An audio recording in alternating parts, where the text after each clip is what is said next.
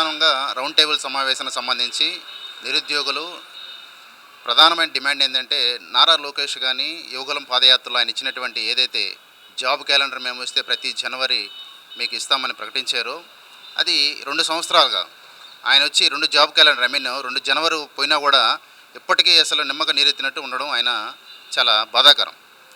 ఇటీవల ప్రతిరోజు మనం చూస్తూ ఉంటే ఆ పత్రికల్లో చెప్తూ ఉంటాడు, ఎక్కడ మీటింగ్ పోయినా సరే నేను జనవరిలో మీకు జాబ్ క్యాలెండర్ ఖచ్చితంగా ఇచ్చి తీరుతానని. ఈరోజు మాత్రం వెళ్తే జాబ్ క్యాలెండర్ వల్ల ఆర్థిక ఇబ్బందులు ఉన్నాయి, పరిశీలిస్తున్నాము చూస్తున్నాము అనేటువంటి ఏ బూటకపు హామీలు ఏవైతే ఉన్నాయో వీటి మీద ఈరోజు నిరుద్యోగులు డివైఎఫ్ఐ ఆధ్వర్యంలో ఒక రౌండ్ టేబుల్ సమావేశం నిర్వహించాము.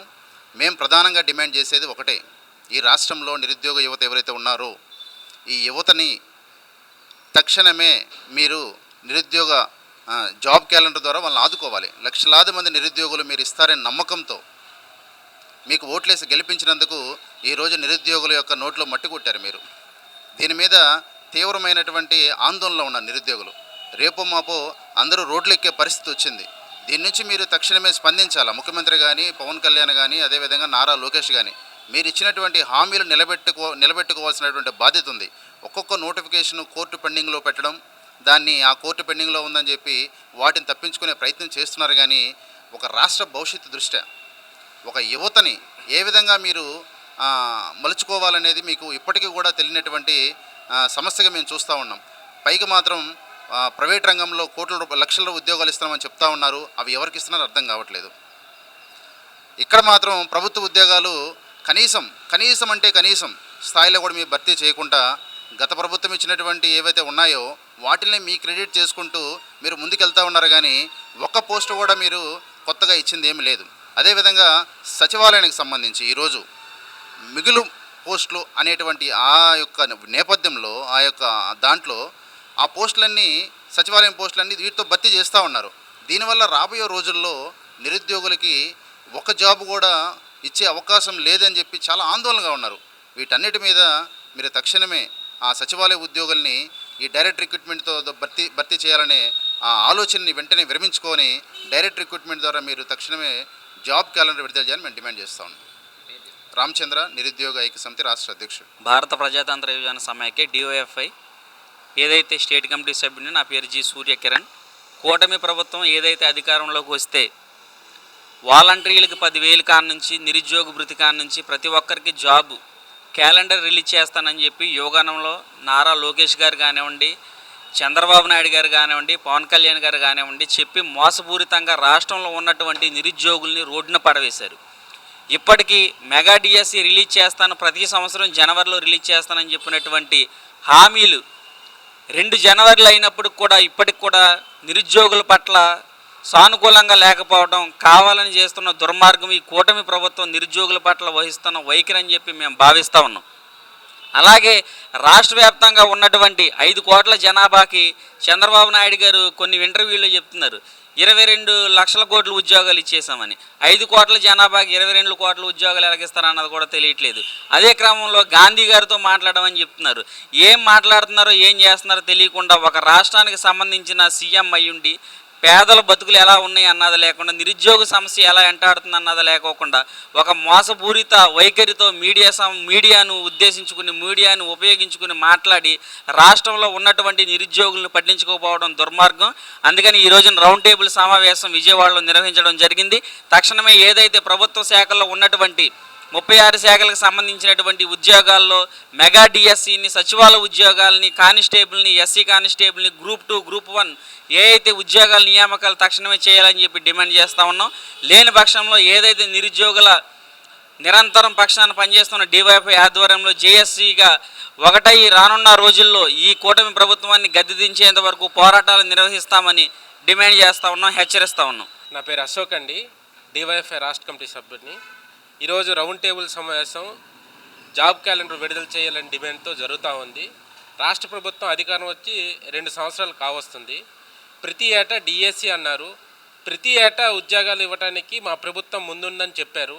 మేము గతంలో పోరాటం చేసే సందర్భంలో స్వయంగా పవన్ కళ్యాణ్ గారే మేము అధికారంలో రాగానే ఇట్లాంటి సమస్యలు ఉండవు, నిరుద్యోగులు పోరాటం చేయనవసరం లేదు, మేము ప్రతి ఏటా ఉద్యోగాలు ఇస్తామని చెప్పారు. ఈరోజు దావోస్కి పోతున్నారు. పవన్ కళ్యాణ్ గారు నిరంతరం సపరేట్ ఫ్లైట్లో తిరుగుతూ ఉన్నారు. కానీ ఈరోజు నిరుద్యోగులకు ఒక్కరికి కూడా ఉద్యోగం ఇచ్చే పరిస్థితి లేదు. జొమాటో, స్విగ్గీలో ఉద్యోగాలు వచ్చినవి వాటికి కూడా మేము ఇచ్చామని చెప్పుకోవడం ఇది చాలా దుర్మార్గం. ఇప్పటికైనా రాష్ట్రంలో సుమారు 2,50,000 ఉద్యోగాలు ఖాళీలు ఉన్నాయి. వెంటనే వీటిని భర్తీ చేయాలి. లేని పక్షంలో రాష్ట్ర వ్యాప్తంగా నిరుద్యోగుల్ని, ప్రజల్ని, పేరెంట్స్ని కలుపుకొని పెద్ద ఎత్తున ఉద్యమానికి సిద్ధమవుతామనేసి తెలియజేస్తున్నాం. కూటమి ప్రభుత్వం ఎన్నికల ప్రణాళికలో హామీ ఇచ్చిన విధంగా వెంటనే జాబ్ క్యాలెండర్ ప్రకటించాలని డివైఎఫ్ఐ యువజన సంఘం ఆధ్వర్యంలో జరుగుతున్న రౌండ్ టేబుల్ ఈరోజు డిమాండ్ చేస్తూ ఉంది. వాళ్ళు స్పష్టంగా ప్రతి ఏడు కూడా జాబ్ క్యాలెండర్ ప్రకటించి ఉద్యోగాలు భర్తీ చేస్తామని హామీ ఇచ్చారు. కానీ ఇప్పటి వరకు ఒక డిఎస్సి నోటిఫికేషన్ తప్పితే మరే నోటిఫికేషన్ కూడా ఇంతవరకు ఇవ్వలేదు. ఈరోజు రాష్ట్రంలో గ్రూప్ 1 కానీ, గ్రూప్ 2 కానీ, గ్రూప్ 3 కానీ, గ్రంథాలయాల్లో కానీ, పోలీస్ శాఖలో కానీ, అలాగే డిఎస్సికి సంబంధించి కానీ సుమారుగా 1,00,000 వరకు పోస్టులు ఖాళీగా ఉన్నాయనేది ప్రభుత్వ శాఖలు చెప్తున్నటువంటి అంచనా. మరి నిరుద్యోగం విపరీతంగా పెరిగిపోతున్నటువంటి పరిస్థితి. అందుకని ఈ పోస్టులన్నీ కూడా ముఖ్యంగా పోలీస్ రిక్రూట్మెంట్ బోర్డు చేసే పోలీసు ఉద్యోగాలు 15,000కు పైగా మరి పోలీస్ కానిస్టేబుల్ పోస్టులు ఖాళీగా ఉన్నాయని ప్రభుత్వమే ప్రకటించింది. నిరుద్యోగులు పెద్ద ఎత్తున వీటి కోసం ఎదురు చూస్తున్నటువంటి పరిస్థితి.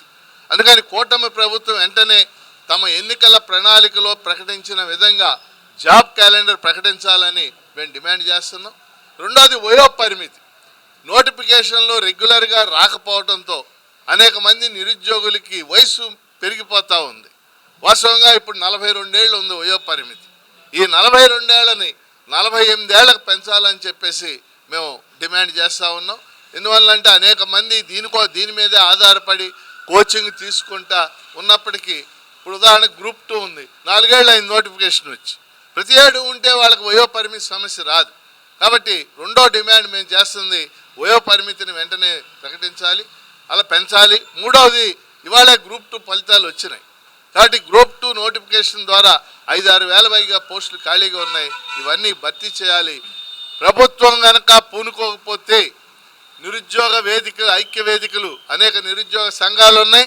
వాటితో కలిసి డివైఎఫ్ఐ మేము అందరం కూడా పెద్ద ఎత్తున ఆందోళన చేస్తామని తెలియజేస్తూ వెంటనే ఈ నోటిఫికేషన్లు ఇవ్వాలి, జాబ్ క్యాలెండర్ ప్రకటించాలని మేము డిమాండ్ చేస్తాం. అందరికీ నమస్కారం అండి. నా పేరు జి రామన్న, డివైఎఫ్ఐ రాష్ట్ర కార్యదర్శి. ఈరోజు డివైఎఫ్ఐ ఆధ్వర్యంలో జాబ్ క్యాలెండర్ రాష్ట్ర ప్రభుత్వం తక్షణమే ప్రకటించాలని డిమాండ్ చేస్తూ ఈరోజు రౌండ్ టేబుల్ నిర్వహిస్తున్నాం. ఈ రౌండ్ టేబుల్ సమావేశం రాష్ట్ర ప్రభుత్వానికి ఒక సవాల్ చేస్తున్నాం, ఒక ఛాలెంజ్ చేస్తున్నాం. ఈరోజు ప్రభుత్వం చెప్తున్న 4,74,000 ఉద్యోగాలు ఏ శాఖల్లో ఎక్కడిచ్చారో క్లారిటీగా చెప్పాల్సిన బాధ్యత ఈరోజు రాష్ట్ర ముఖ్యమంత్రి మీద ఉంది. కానీ అవి ఏం చెప్పకుండా కేవలం డిఎస్సి, పీసీ తప్ప ఇంకే ఉద్యోగాలు కూడా ఈరోజు రాష్ట్ర ప్రభుత్వం ఇవ్వలేదనేటువంటిది మేము చెప్పదలుచుకున్నాం. అట్లాగే ఈరోజు రాష్ట్ర ప్రభుత్వం చెబుతున్న ఇంకో అబద్ధం ఏంటంటే ఈరోజు అమరావతి ఆవకాయ, కర్నూలు కాకరకాయ కాదు, నిరుద్యోగులకు నిరుద్యోగ భృతి ఇచ్చారా? సూపర్ 6 హామీలో నిరుద్యోగ భృతి ఉందా లేదా? ఉంటే ఎందుకు ఇవ్వట్లేదు? మరి ఇవ్వకుండా సక్సెస్ ఎలా చేసుకుంటారు ఏంటి ఉంటుంది మా డిమాండ్. అట్లాగే ఈరోజు వయో పరిమితి, రెగ్యులర్ నోటిఫికేషన్ లేక దాదాపు 10 ఏళ్ల నుంచి గట్టిగా ఒక్క నోటిఫికేషన్ లేదు. ఈ నేపథ్యంలో వయో పరిమితి 48 ఏళ్లకు ప్రతి కాంపిటేటివ్ ఎగ్జామ్స్కి ఇవ్వాలనేటువంటిది మా మూడో డిమాండు.